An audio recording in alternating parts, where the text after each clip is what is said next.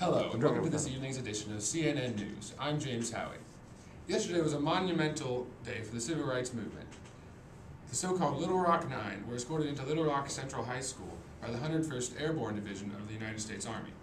For those of you who might not know, there is a high school in Little Rock, Arkansas, that was previously segregated, but due to the decision of the Supreme Court, in the case of Brown versus the Board of Education of Topeka, the education of separate but equal was overturned. This school has 9 African American students enrolled, and due to the aforementioned decision, they will be desegregated and will be in among the other students. On the first day of classes, the Arkansas National Guard was present to stop the African American students from entering the school. They were under orders from Governor Orville Faubus to support the segregationists and keep out the so-called Little Rock Nine.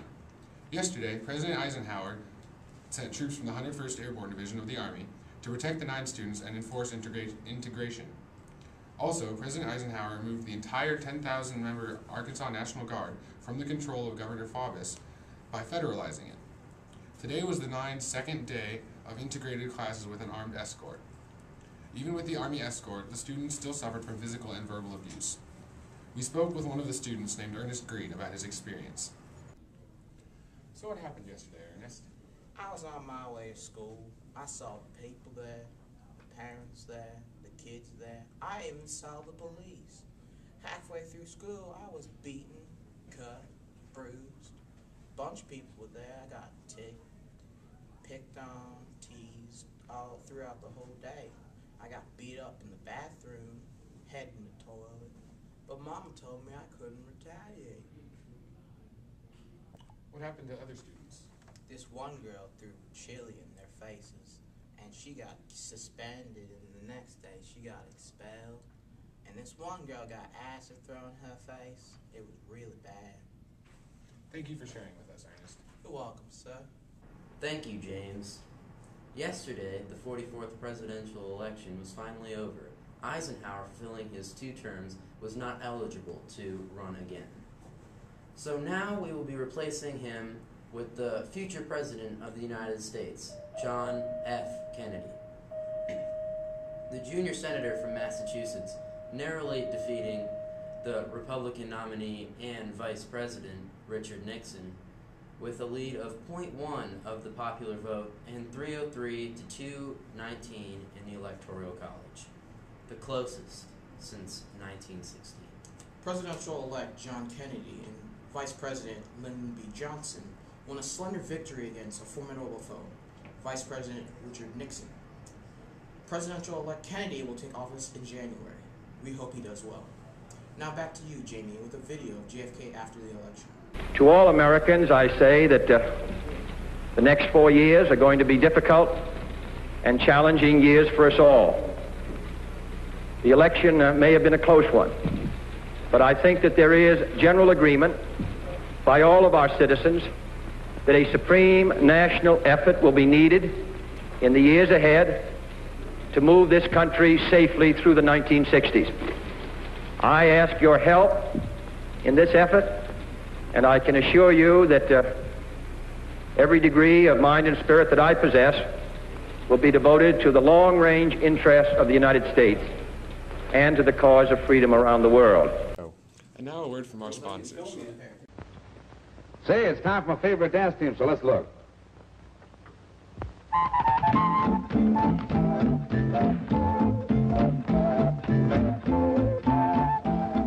A box of matches and a pack of Old Gold cigarettes. That's all you need, my friend. And you're enjoying the smoothest, mildest, tastiest cigarette ever created. A treat instead of a treatment. That's Old Gold cigarettes. Made by tobacco men, not medicine men. To give you the cigarette that treats you better in every way. Because in every way, it's a better cigarette.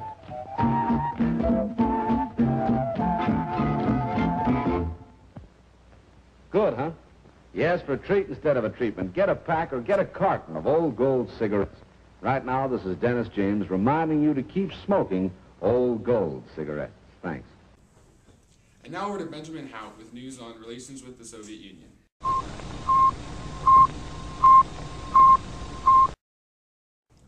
That was a picture and live audio coverage of the orbit of Soviet Union's Sputnik on October 4th. This was the first satellite to orbit the Earth. See tonight's report for more information. Following Soviet Union Premier Joseph Stalin's death, Nikita Khrushchev has taken office. Khrushchev has told the public he plans to restore order in his country after Stalin's criminalistic rule. Khrushchev and Vice President Richard Nixon have made plans to discuss future development in person in respective countries. We have just received word that Dwight D. Eisenhower has officially passed the establishment of the Department of Health, Education, and Welfare. Eisenhower enacted this organization as a part of the Reorganization Plan No. 1 of 1953, passed to Congress on March 12, 1953. This is the first U.S. department to be created through Presidential Reorganization Authority, in which the President is allowed to create or reorganize bureaucracies as long as neither House of Congress has passed a legislative veto. Eisenhower has created this department to better assure national safety for the American public and advancement over communism. Thank you. And now over to Michael and Franklin with news on recent events in Latin America. Thank you, James. I'm reporting to you today as Vice President Richard Nixon was mobbed today in Lima, Peru, and he was also stoned and egged in Venezuela. He apparently is unharmed. Internal problems are continuing to increase in Latin America. Now here's a video. The Guatemalan government was overthrown this month. Eisenhower sent troops to Honduras, successfully overthrowing Arbenz. Eisenhower plans to continue supporting local military regimes. The cat-calling mob is kept at bay at the airport as the Nixons enter their cars, closed cars for the first time on this trip, a precaution that perhaps saves their lives, for the Caracas outbreak exceeds their darkest expectations.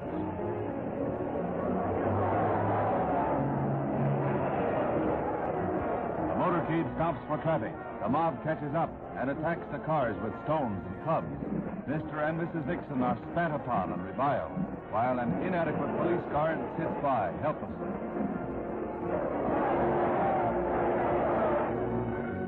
The car itself testifies to the savagery of the mob.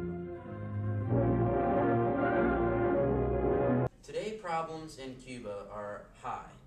Fidel Castro continues to have connections in the Soviet Union. President Eisenhower cut off and broke diplomatic relations with Cuba, and the U.S. will now be sending weapons to Honduras. Thank you for watching today's edition of Canton News Network. Tune in tonight at 5 for more coverage on events around the world.